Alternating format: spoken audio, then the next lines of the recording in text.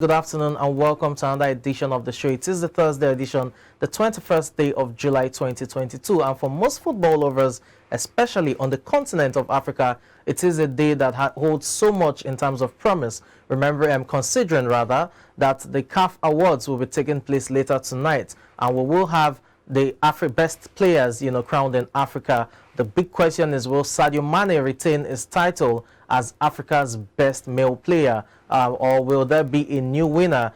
Those are questions that will be answered later tonight. Remember, the CAF Awards last held in 2019 when Senegal's Liverpool player Sadio Mane was crowned Africa's best male player. So it's back after a 3-year hiatus, and you can rest assured during the course of the show we'll definitely delve into that as much as we can. But right now, let's talk a bit of sports business, not news now, but the commercial side of sports. I'll have to start with the impact of cryptocurrency meltdown in sports. Now, Binance is the latest cryptocurrency platform with sports ties to hit a roadblock, and now the largest global crypto exchange, which has deals with Serie A club Lazio, and football star Cristiano Ronaldo was given a $3.4 million fine by the Dutch Central Bank for offering its services in the Netherlands without registration. Lazio's deal with Binance, the team's main shirt sponsor, is reportedly worth around $34.8 million over 2 years, with an option to expand for a third. Ronaldo's multi-year deal with the platform offers a series of exclusive NFT collections, that's non-fungible tokens, and the Central Bank of the Netherlands, which reportedly has daily sports trading volumes of $15.5 billion, said the breach took place over a prolonged period, which is from May 21st, 2020 to at least December 1st, 2021. Binance was given a warning in August 2021. Now, it must be said that the crypto platform is one of the few crypto exchanges to be hit with a fine, but joins other platforms in a growing list of crypto-related setbacks. Now, FTX, which is another crypto platform, paid $135 million for naming rights to the home of the Miami Heat last year and ended discussions for a Jesse Patch deal with the Los Angeles Angels. You also have crypto platform Coinbase, which became the NBA's exclusive cryptocurrency platform and paid an estimated $14 million for a Super Bowl ad, which laid off over 1,000 employees in June. The most notable has to be that of Voyager, whose deal with the National Women's Soccer League was set to give the league's players a portion of the deal. Earlier this month, the company filed for bankruptcy. Again, it's all about, the various challenges at this point in time for various cryptocurrency platforms. Majority of them are filing for bankruptcy, and this is affecting sports sponsorship, when it comes to various franchises of sports, be it basketball or football. Several sports entities are feeling the heat of the cryptocurrency downturn at this point in time. Well, let's talk a bit of baseball on the show now. For the first time in history, black players comprising 4 of the top 5 picks in the MLB draft. That's the Major League Baseball draft. You have Drew Jones, Kumar Rocker, Tema Johnson, and Elijah Green. The milestone was first reported days back by a U.S. outlet. Now, Major League Baseball has been criticized heavily for a significant drop in participation of black athletes since Jackie Robinson broke the color barrier. Robinson's debut as a Brooklyn Dodger was in 1947, and that led to a major increase in black players in the Major League Baseball over the following decades. Since then, numbers have declined significantly, as in 2021, only 7% of the league comprised of black players, which was the lowest in history. The league also has made efforts to ameliorate the disparity, with the 4 rising stars having participated in the Major League Baseball's Dream Series, which was created in 2017 to bridge a stark racial gap in baseball participation. Last year, Commissioner Rob Manfred also pledged $150 million to the Players Alliance, a group whose purpose is to help increase diversity in baseball. OneFootball has been named as the official video moments partner of the Italian Serie A, giving the digital media platform the rights to mint and distribute non-fungible tokens based on clips from the Italian top flights competition. Now, the first digital collectibles will be launched on OneFootball's area marketplace on the 29th of August as part of plans to launch 1,300 moments from the Italian Serie A, Coppa Italia, as well as the Supercoppa Italiana during the upcoming season. The deal is for 2 seasons, and future drops will also include iconic moments from Italian Serie A's archive. Following the model taken by the National Basketball Association with Top Shot, The Serie A non-fungible tokens will be sold blindly through packs, similar to conventional trading cards, and can be traded between users on error.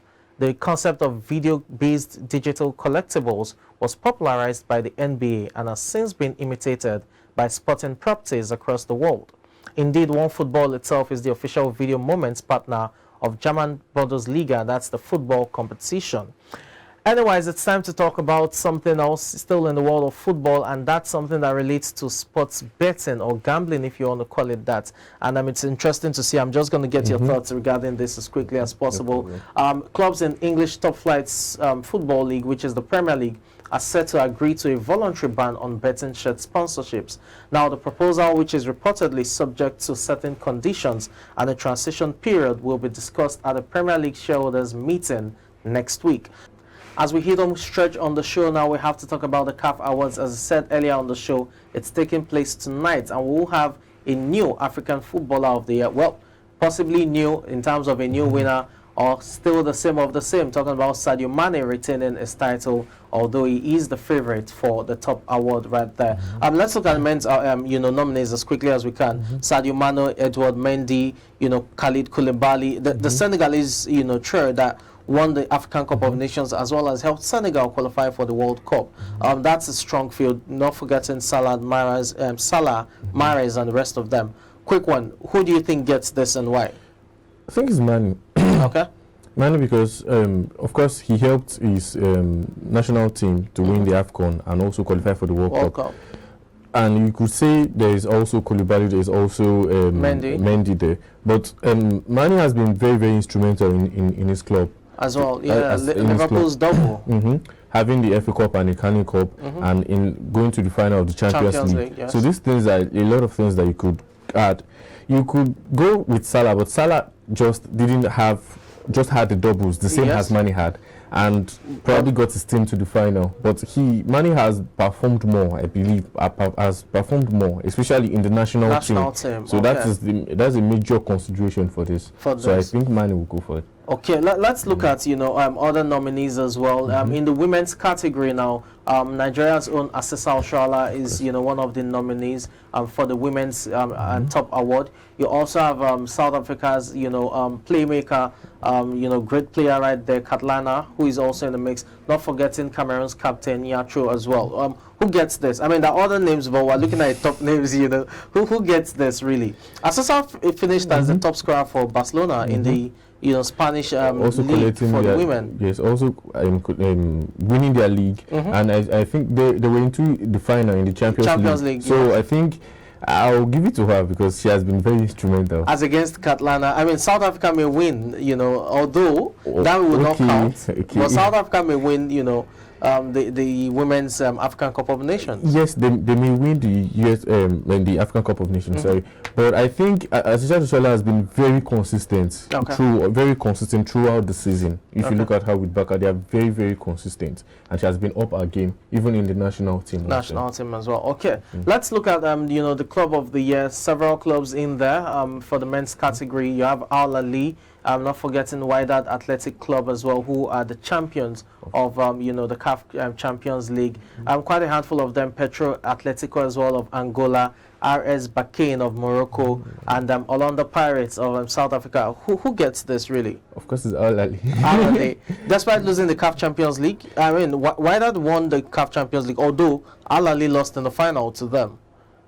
Okay, I think I'm looking at it from their consistency. I think Al Ahly has been very dominant. We could agree that very dominant in Africa, generally in Africa. So I think that's why I'm going with them in this last season. Though collecting the CAF Champions League actually puts you ahead in some areas. I'll still go with Al Ahly. Okay, just as we wrap up the show, let's talk about that of the coach of the year. You have Aliou Cissé of Senegal, who won the African Cup of Nations as well as led his team to the World Cup. Let's not forget that you have Carlos Queiroz of Egypt, Piso Mosimane of Al Ahly, Tom Senfield of Gambia, as well as Walid Regragol of Wydad Athletic Club. Quickly, who gets this, just as we wrap up? I'll go with Senegal's coach. Aliou Cissé. Okay. Let's see how it pans out. And thank you so much for your time on the show. Always a pleasure being here. Thank you so much. Well, do enjoy the very best of the CAF Awards tonight. I'm Samson Olede. Until the show comes your way tomorrow, we'll be celebrating Africa's best on the show tomorrow. Please do stay with us.